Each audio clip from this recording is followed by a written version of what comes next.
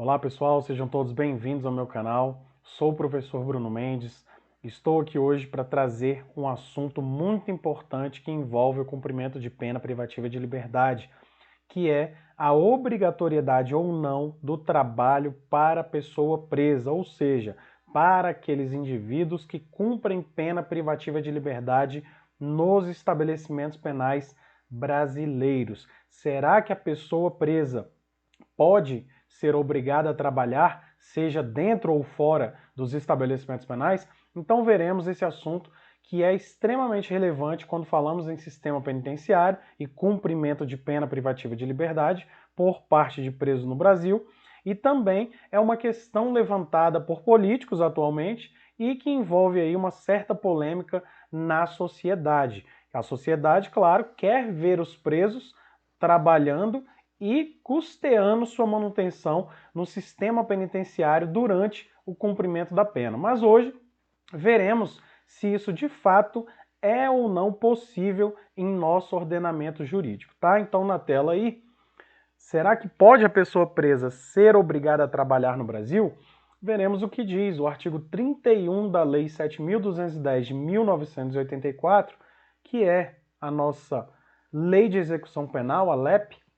Veremos o que diz também o artigo 6º da Convenção Americana de Direitos Humanos e o que diz também o artigo 5º, inciso 47, a linha C, da nossa Carta Magna, a nossa Constituição Federal. Então, trago aqui aspectos legais relacionados ao assunto obrigatoriedade ou não do trabalho para o preso, para a pessoa presa, e também trago ao longo aqui da nossa pequena aula o entendimento majoritário da doutrina e a aplicação prática. Será que o que acontece na prática é o que determina a lei? Nós veremos aqui, tá bom? Então, seguindo aí, nós iniciaremos com a Lei de Execução Penal, a Lei 7.210 de 1984, e a questão do trabalho da pessoa presa. Lembrando que utilizo bastante esse termo pessoa presa pelo fato de termos pessoas do sexo masculino e do sexo feminino cumprindo pena privativa de liberdade no Brasil.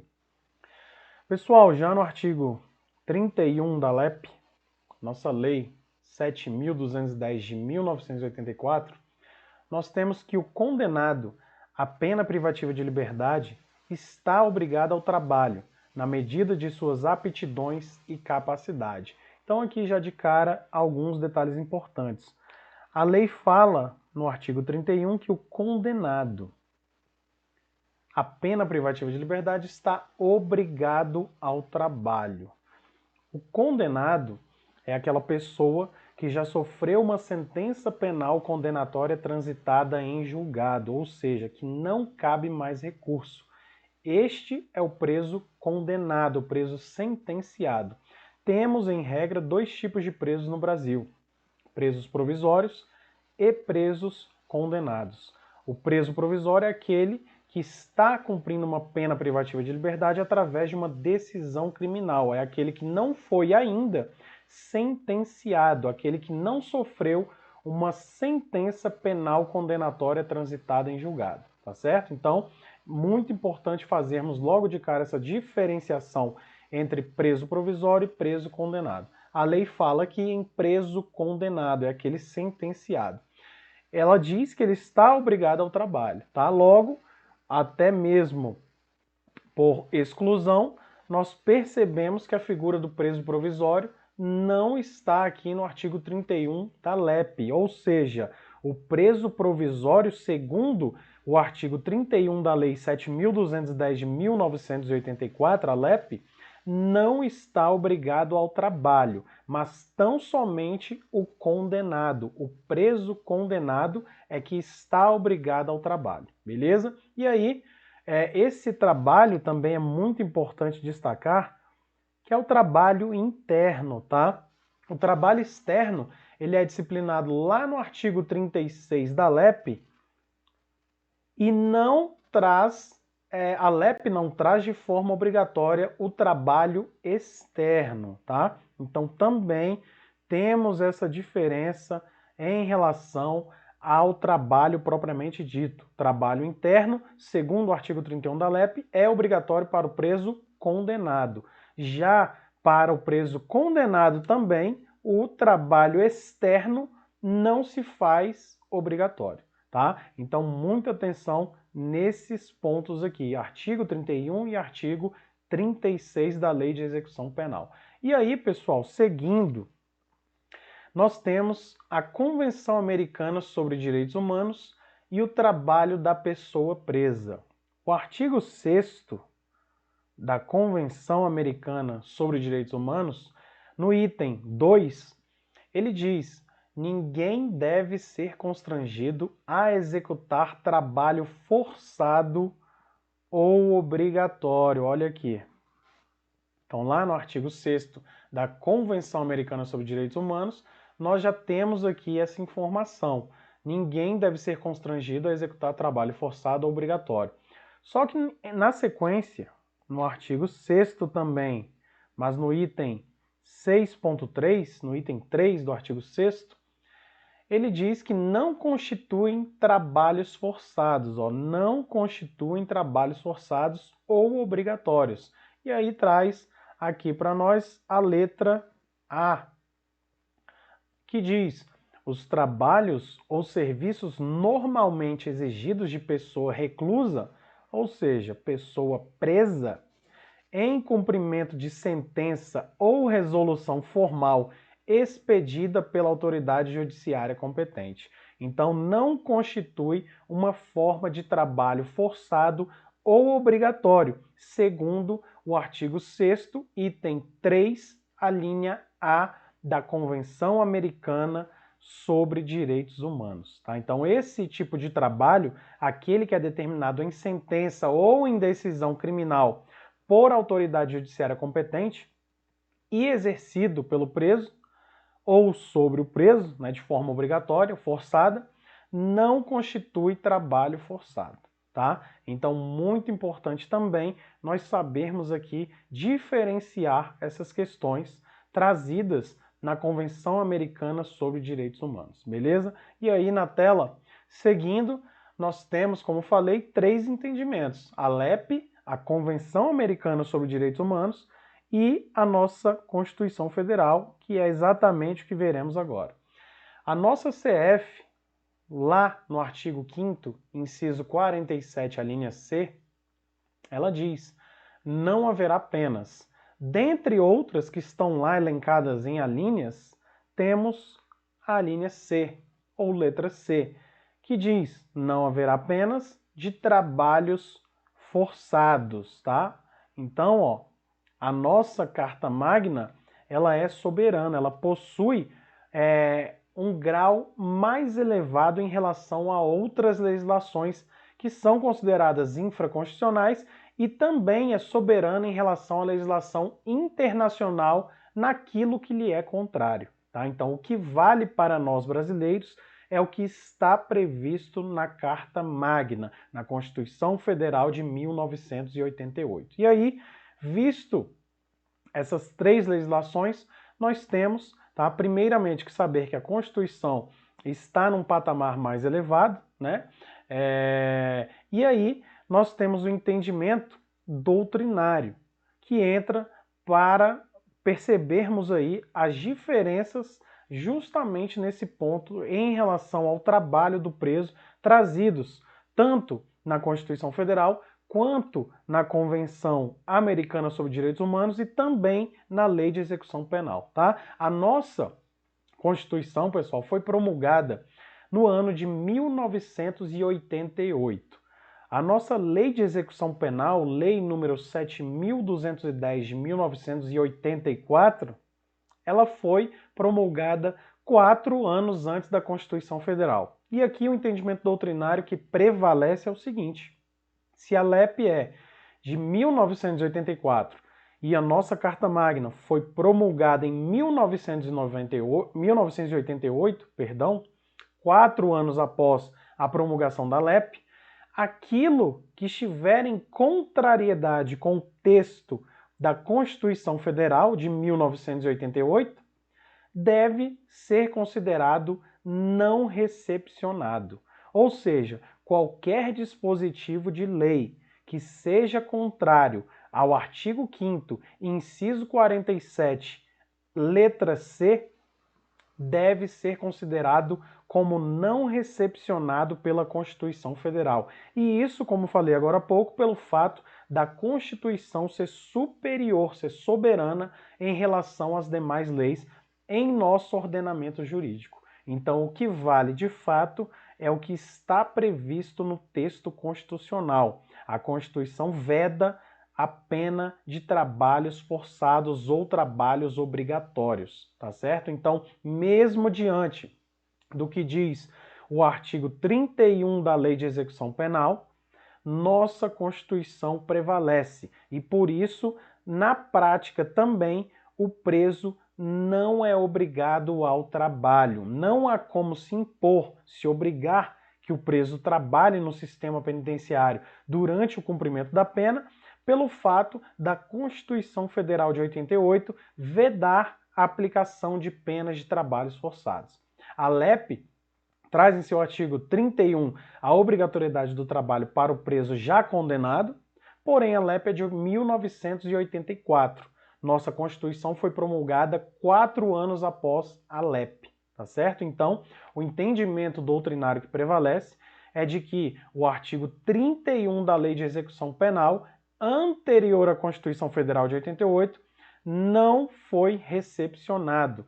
Na prática, não é aplicado. Repito, na prática, não é aplicado o artigo 31 da Lei de Execução Penal. Hoje nós temos aí diversas promessas políticas que envolvem o cumprimento de pena privativa de liberdade e a questão da obrigatoriedade do trabalho, tá? Para o preso. Então, não há como obrigar o preso a trabalhar devido ao fato de a Constituição Federal de 88 trazer expressamente essa vedação, a vedação de trabalhos forçados, tá certo? Então, não há se falar em aplicação do artigo 31 da Lei de Execução Penal na prática, beleza? No sistema penitenciário, não há como obrigar o preso a trabalhar, tá?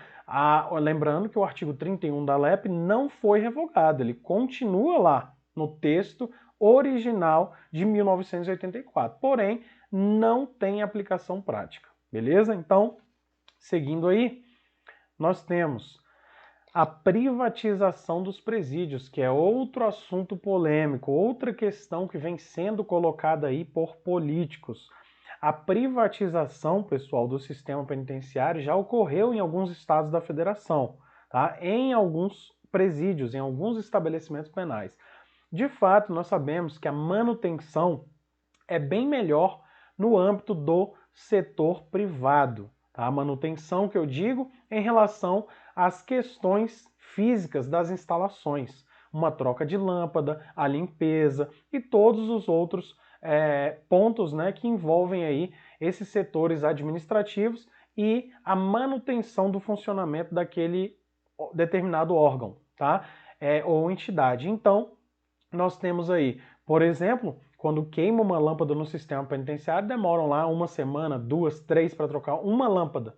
E caso ocorresse a privatização, isso aí seria muito mais fácil de se resolver, tá? E na prática já aconteceu.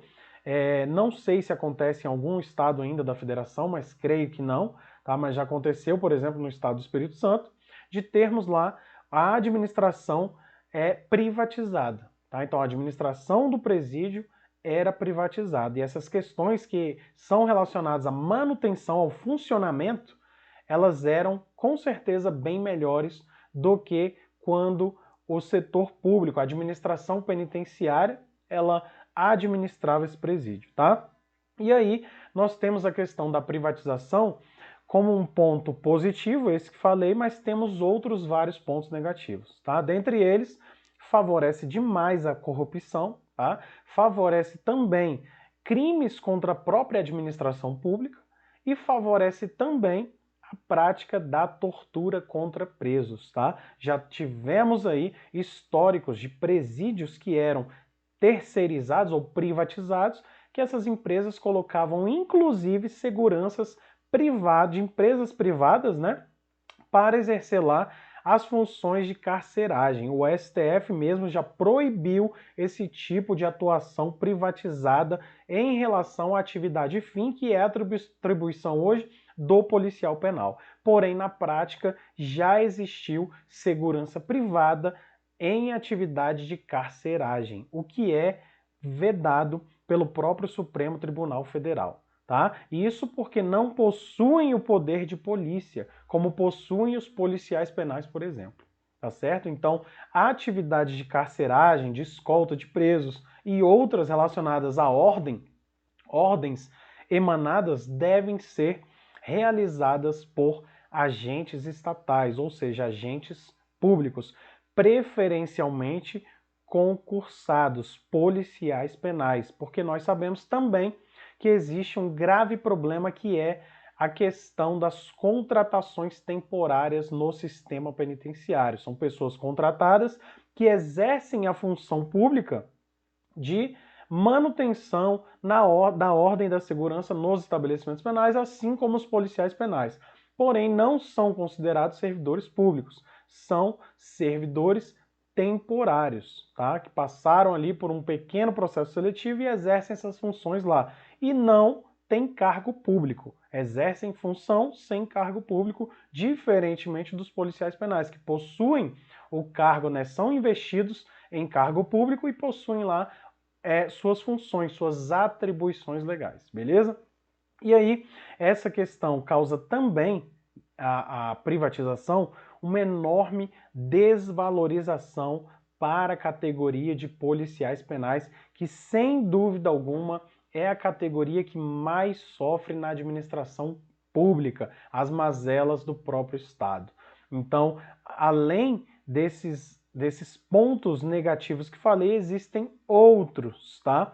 Trouxe como um ponto positivo realmente a manutenção, que seria e já foi demonstrado que é muito melhor. Porém, temos mais pontos negativos em relação à privatização dos presídios brasileiros do que pontos positivos, beleza? Então, pessoal, essa é a questão que trata do trabalho do preso. Tá? O preso não é obrigado ao trabalho, como determina o artigo 31 da LEP, para o preso já condenado, sentenciado, tá? Porque na prática nós temos, além da questão que trazida no texto constitucional da vedação de trabalhos forçados, temos também a falta de diversos recursos, dentre eles recursos humanos, ou seja, de policiais penais, para que presos fossem de fato obrigados ao trabalho. Tá? O preso trabalha sim, porém de forma voluntária, tá certo? Inclusive, também entra, né, a questão da remissão da pena, beleza? Trabalha dentro ou fora dos estabelecimentos penais, obedecida a legislação, a LEP, mas também de forma voluntária e não de forma obrigatória. Nem mesmo alterando-se o texto constitucional através de emenda e suprimindo essa questão trazida lá da vedação de penas de trabalhos forçados, seria possível obrigar o preso a trabalhar no Brasil. E isso por uma série de fatores. Dentre eles, a falta de policiais penais para exercer a segurança e manutenção da ordem do local no trabalho, por exemplo, dentro da própria estrutura do estabelecimento penal, e diversos outros fatores, como a falta dessa estrutura, por exemplo. Diversos estados da federação sequer fazem a correta classificação de presos no sistema penitenciário. São pouquíssimas vagas nessas frentes de trabalho para presos nos estabelecimentos penais. Tá? Então, o preso trabalha sim, mas de forma voluntária e jamais de forma obrigatória, como sugerem alguns políticos no Brasil. Nós sabemos que esses políticos aí, 99% deles nunca pisaram no sistema penitenciário brasileiro, nem sabem o que acontece lá dentro. Então, trouxe aqui aspectos legais, tanto da Lei de Execução Penal, quanto da Convenção Americana sobre Direitos Humanos, quanto também da própria Constituição Federal, a nossa Carta Maior, tá? Que deve ser obedecida. Então, por esse motivo, não há como obrigar o preso, condenado ou não, ao trabalho no Brasil, beleza? Então, pessoal, espero ter ajudado. Essa questão é muito importante e polêmica, tá?